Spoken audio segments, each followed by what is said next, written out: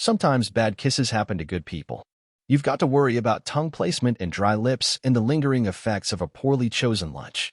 Put simply, sometimes the magic doesn't happen with each press of the lips. And that ineffable chemistry can be even harder to find on a film set with a myriad other factors at play ranging from, say, a poorly timed cold to an unfortunate craft services menu to the fact that your makeout partner might just be your former partner, a not infrequent occurrence in Hollywood where stars tend to date coworkers with some regularity. Which might explain why for every person that marvels about how lucky they are to make a living getting up close and personal with their attractive co-stars, there's a dozen or so more who grouse about how uncomfortable the whole setup is. How wildly different it feels from how it may appear on screen. Take it from Kate Hudson, the rom-com queen tending to know a bit about creating movie makeout magic. Her love stories in films like How to Lose a Guy in 10 Days and Bride Wars are the stuff of our fanfic dreams, and yet she confessed to Gwyneth Paltrow on her Goop podcast, "Honestly, I feel like I kind of haven't had the best kissers. I feel like I should have had better ones." Even Matthew McConaughey, the Benjamin Barry to her Andy Anderson, didn't pass muster.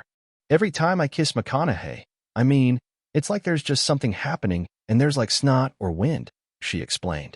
"Like when we were kissing, like in the end of Fool's Gold, in the ocean, we had the plane crash. He just had snot all over his face. It's like, okay, here's the scene. You're in the middle of the ocean," McConaughey explained, giving his side to Yahoo Entertainment. "You go under the water, so on action, go into the water and then come up out of the water like you're gasping for air. You're glad to be alive. Then you look at each other and you swim to each other and go into an embrace." So, yeah, he wasn't his best self. "There's a lot of salt water and snot and all kinds of stuff that are in between all those," he continued. "And so you're doing that and you're like, okay, I think that worked, but did that look any good?" He's confident that their best smooching days are still ahead of them. There's still time, but some makeout situations are simply beyond repair. As you, perhaps, prep for a bit of New Year's Eve smooching of your own, enjoy these tales of love scenes gone wrong and take a little solace in knowing that even beautiful people don't always create beautiful memories. Dane Cook. For all of her complaints about love scene partners, Kate Hudson may be the one who's mastered How to Lose a Guy in 10 seconds. Griping about their interaction in 2008's My Best Friend's Girl, Dane Cook told Andy Cohen on Watch What Happens Live, "I think she purposely ate a feast of onions right before the scene. I had to burn her on that one." Reese Witherspoon. "Not gonna lie, the Oscar winner's sexy water for elephant scene with Robert Pattinson sounds like a bit of a circus.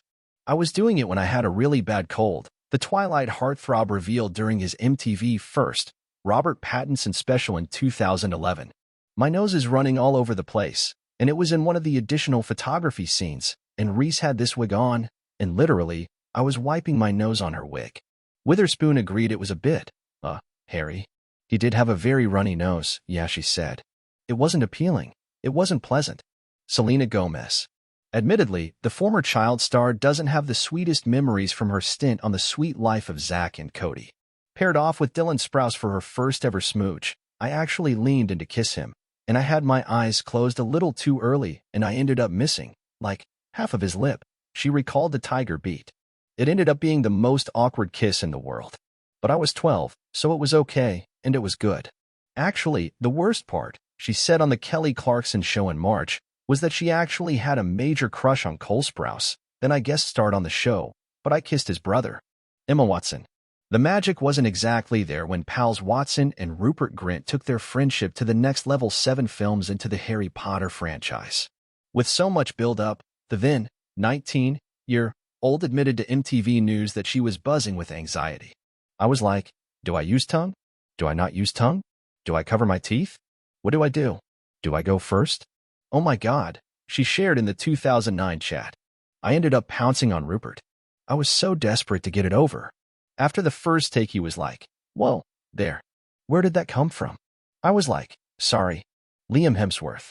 The odds were pretty much never in Hemsworth's favor when he had to get close to Hunger Games co-star Jennifer Lawrence. When you look at it on the outside, it looks like a great picture," he said of the unrequited romance between District 12's Katniss and Gale. "She's one of my best friends. I love her. But if we had a kissing scene, she would make a point of eating garlic or tuna fish or something that was disgusting. Right before the scene, she'd be like, 'Yeah, I ate tuna,' or 'I had garlic, and I didn't brush my teeth.' And I'd be like, fantastic. I can't wait to get in there and taste it. Josh Hutcherson. Hutcherson would agree that his Hunger Games paramour's pecs were less than ideal. There was a lot of slobber, but a bit of dampness is nothing compared to what he experienced in 2005's Little Manhattan. Just 11 at the time, he embarked on a romantic scene with a crew of, 50 people standing around watching me. He relayed to 17 in 2013, and it was the most non-real, non-intimate that I could possibly have for my first kiss, I think.